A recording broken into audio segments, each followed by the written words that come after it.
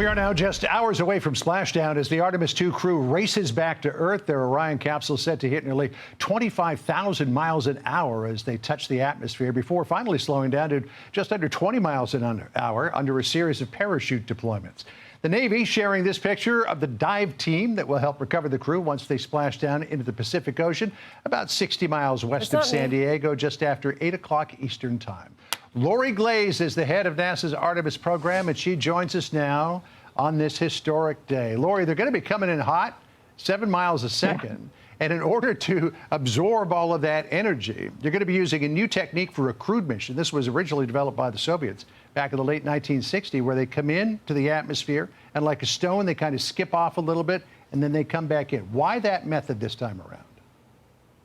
Yeah, you're mentioning how we come in at a really precise angle, and as you said, we're coming in really fast. We kind of hit the top of the atmosphere about 75 miles above the surface, and we take a little skip, and then we come back in. That allows us to slow down a little bit, absorb a little bit of the heat, and then we come back in very quickly, and then we begin that descent. It's a really carefully choreographed maneuver. We have to come in at just the right angle at the top of the atmosphere to assure that that heat shield is going to keep the crew at the right temperature inside the crew module. Dr. Glaze, Sandra here. So at what point, aside from full-on completion splashdown, at what point will you take a deep breath and say, okay, this is looking good?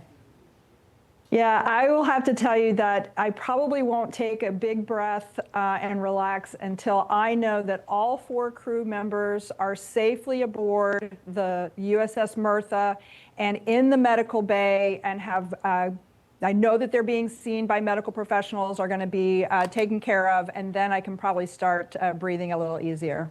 You know, I was born in the 1960s era of Mercury, then Gemini and Apollo, and going to the moon for the first time. And I remember when 17 came back, and by that time everybody was bored, saying, no reason to go back to the moon. You hit golf balls, you drill a few holes. But this time around is going to be different. And here's retired astronaut training program coordinator Homer Hickam on where this ultimate mission set is going. Listen here.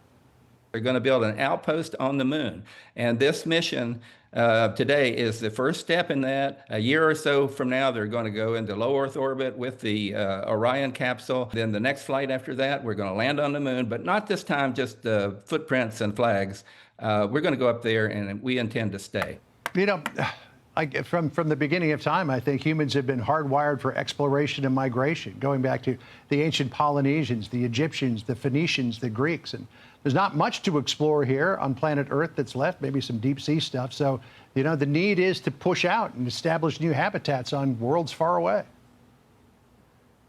Yeah, absolutely. And as was stated, right, this time we're going to stay. And part of the reason we really want to stay is we're going to a new place on the moon. When we land in 2028, we'll be landing near the South Pole. South Pole is completely unexplored. No one has been there before. And the thing that's so interesting about the South Pole is that we believe that there is frozen water ice beneath the surface. And so we may be able to, with establishing a base, not only do incredible science while we're on the surface of the moon, but also be able to take advantage of that water ice and perhaps use it as a resource that we don't have to actually bring water with us. Okay, so just letting you know, we just got word that Mission Control has given a go for the Artemis II to conduct its scheduled return trajectory. Correction burn set to occur just a few minutes from now, 2:53 p.m. Eastern time. That's exciting. Yeah, I'm really glad to hear you say that because I'm sitting here and not watching Mission Control right now, and I knew that go call was going to be coming up, that poll.